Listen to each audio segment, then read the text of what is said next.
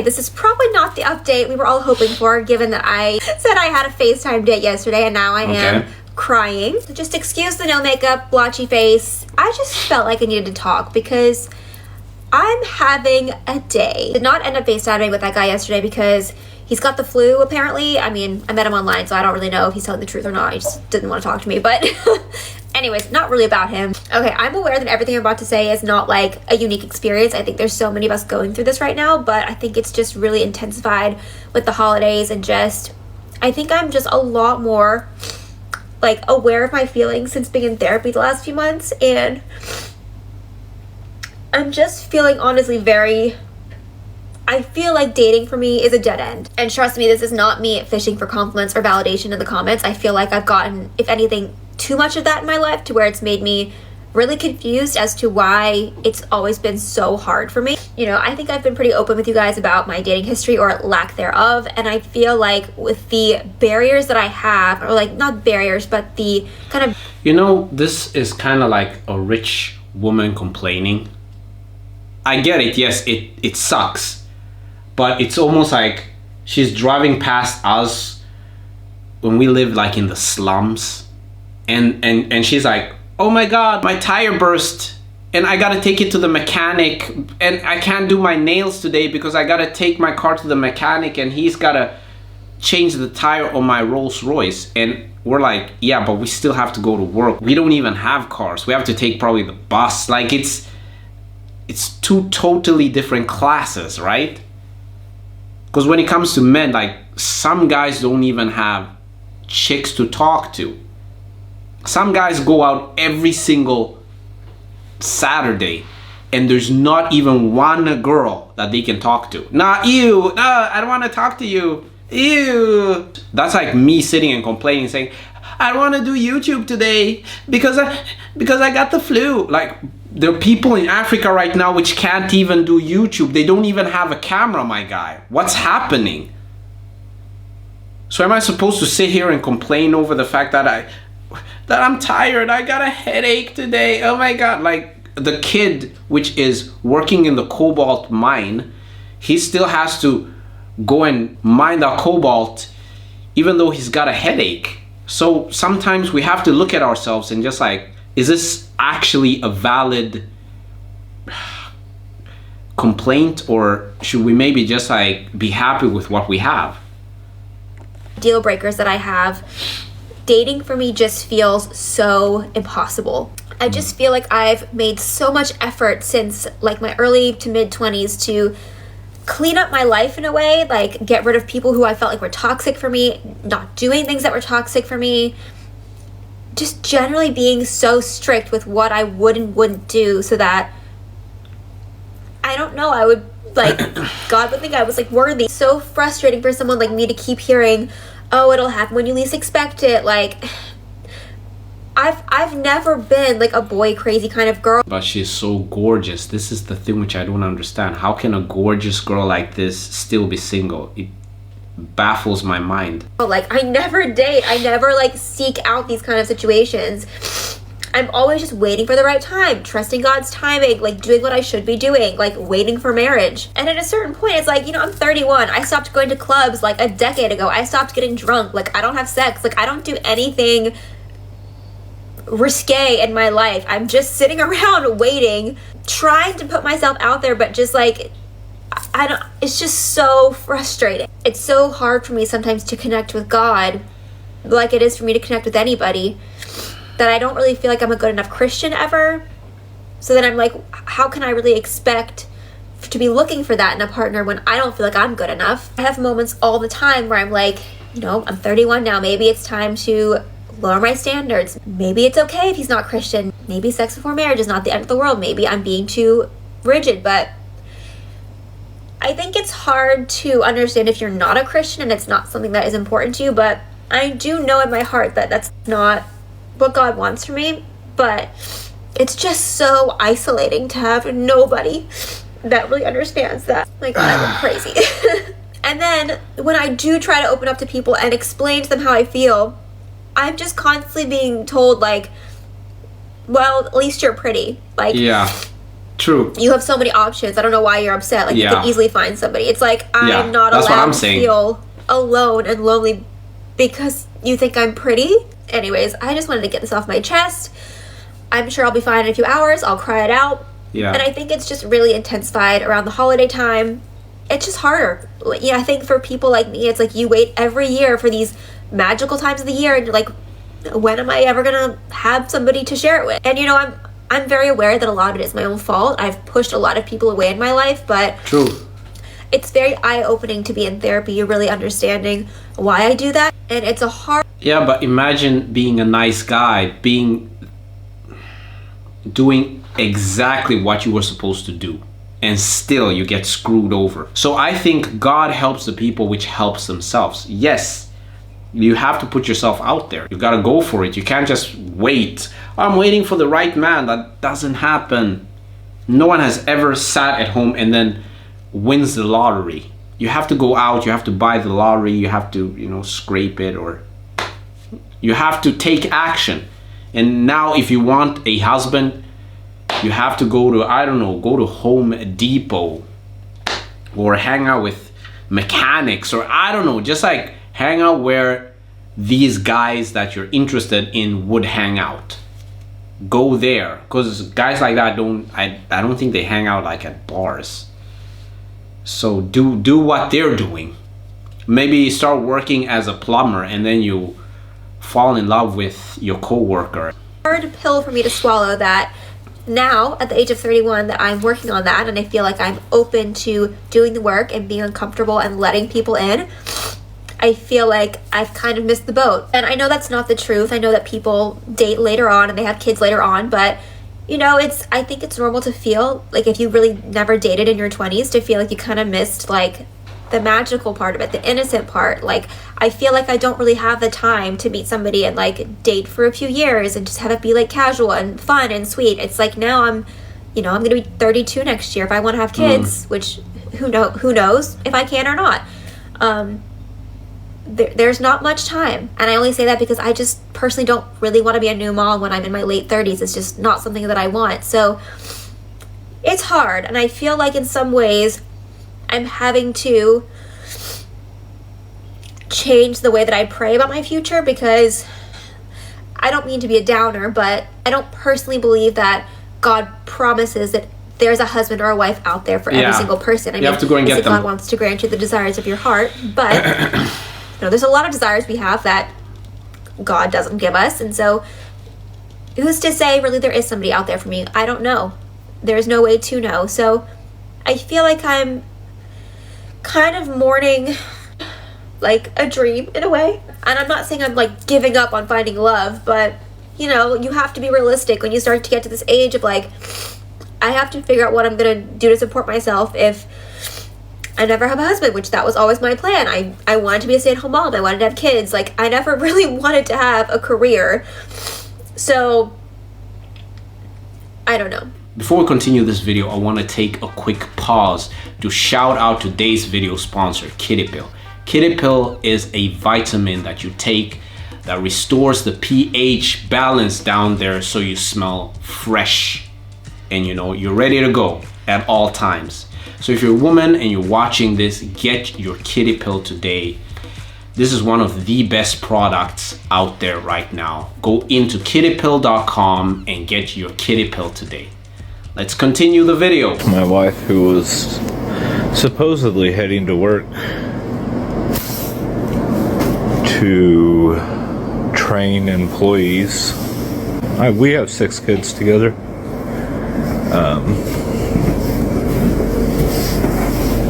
Parking lot in the dark corner of an Applebee's parking lot for about half an hour, and then ended up in an apartment complex about 8 miles away from our house. I don't have a driver's license,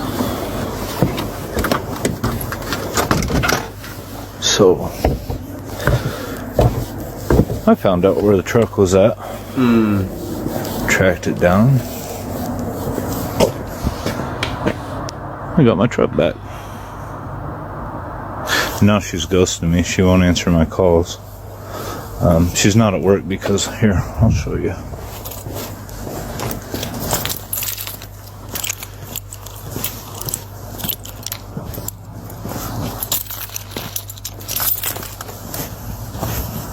She's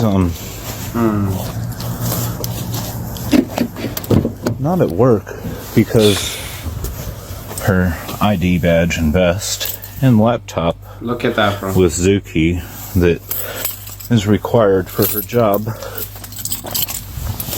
I'm not going to be one of those people which only see the negative in humanity, but I have to say, it's a horrible thing to go through. It's a horrible thing. So I'm just like, sucks for this man, but the thing is, like, when you're too nice, this is the problem. When you're a nice guy, you try to respect everybody, people are going to walk all over you. I've seen so many videos like this. But not only nice guys, this happens to nice women as well.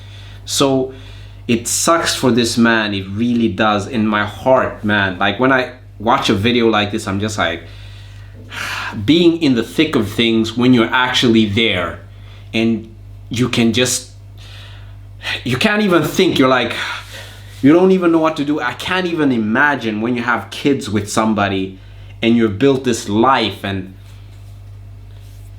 she's out cheating. Any capacity where she works is in the truck.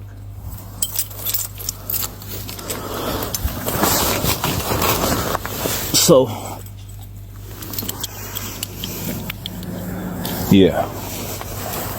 15 years. Married 15 years. I'm almost 40 years old. She's almost 40 years old. Yeah. We got 6 kids. And she's out screwing some guy in some crummy apartment complex. Well, it's her day off. And me and the kids are at home. Having family time. 15 years is a lot, man. Then she cheats on you. You guys have 6 kids together. That's a lot. Cooking with Kai. Cooking with... You don't know who she is? No, I don't. Okay, well, I'm telling you anyways. Okay. So here's the tea. I'm listening. Okay. Let me get a bite. She's a really pretty girl on TikTok.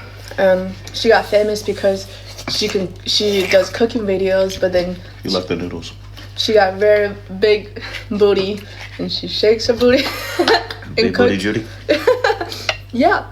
And then all the women got jealous because all the guys are watching her videos, and then she would say, if you don't cook for your man, I will. Facts. Damn. Yeah. Hell yeah. That's why you cook all the time. Yeah, I do cook, but I'm surprised you haven't seen her videos. And all the girls got jealous, and then somebody leaked the video of hers, and then she got banned. So now she's not on TikTok. That's crazy. Yeah. No, she got banned. Cooking with Kaya got banned. Listen, I started following her like, I think it was last week. I really like her videos. I don't know, there's just something with Cooking with Kaya. But if she got banned, that's crazy. That is just women hating women. I will say this again and again until we all collectively get it through our heads. People who avoid their own feelings will neglect yours. But that's what we do. As men, we're supposed to not feel anything. We're supposed to just be stoic. And if you start to show your emotions in front of women, guess what? They're gonna look at you as a woman, as they look at other women. Weak. If I were to come out with videos where I'm just talking about my feelings all the time, do you think that would get traction? Of course not. People will be in my comment section saying that you're pathetic, you're weak. Like, I remember I used to make like somewhat emotional songs before, and I would get in the comment section, why are you being such a F word? And I'm like, bro, can I just show my emotions a little bit? You know, I would not advise any man to do that. I'm gonna hold your hand when I say this, but your lip filler is making you look old. And if you don't believe me, just go look at the trend of people dissolving their lip filler right now. Look up Anna Paul. Look up Avery Woods. I don't wanna, it's Christmas. I just have to say this, okay? No, I'm not. I'm not. It's Christmas. I hope she enjoys that sandwich. That's all that I have to say. I hope she enjoys the sandwich because it looks like it's a very tasty sandwich, and that's me today. I saw a comment that said being crazy is being correct but too early. And I've never felt more understood in my life. I feel free. She's 100% right. The crazy guy is the guy which is DJing just to himself, you know, at home DJing, you know. And it's like, what? That guy's crazy. You ain't never gonna be nothing. You're trash. You know, Kanye is the crazy guy. I don't know if you guys watched the Kanye documentary on Netflix, but yeah, he was the crazy guy in that documentary. Like, the first half of the documentary, no one even cared about, like, Kanye was like playing some of the best music that I've ever heard. And I'm just like, how could these people have not heard this? Like, I would have been there and I would have been like, whoa, Kanye's about to blow. Like, let's invest into this guy. Because I can tell when music is there, then that music is there. But they could not just connect the music. Because maybe it's Kanye West's aura and the way that he was like acting. He wasn't really like Kanye West. He was more just like this weird like backpack black guy from Chicago. It was like he wasn't the Kanye as we know today. But then of course he was morphing into that. But at the end of episode 1, when he actually starts to get some recognition and when he's starting to take off, that is when people are like, wow, okay, Kanye West. There was like this scene of Kanye West, Beyonce, Jay-Z, they're in like this hallway, and that is like the most legendary scene. It's like, it's actually amazing. So yes, sometimes you're crazy until the world catches up to you. Here's how to teach people how to treat you. In Yeah. life, the way that you respond to people's words and actions teaches them to act a certain way. And not Yeah. only them, but the people that's around them. So the next time someone's great to you, they're respectful, they're kind, they're always fun to be around, give them more attention, invite them more places, be respectful back.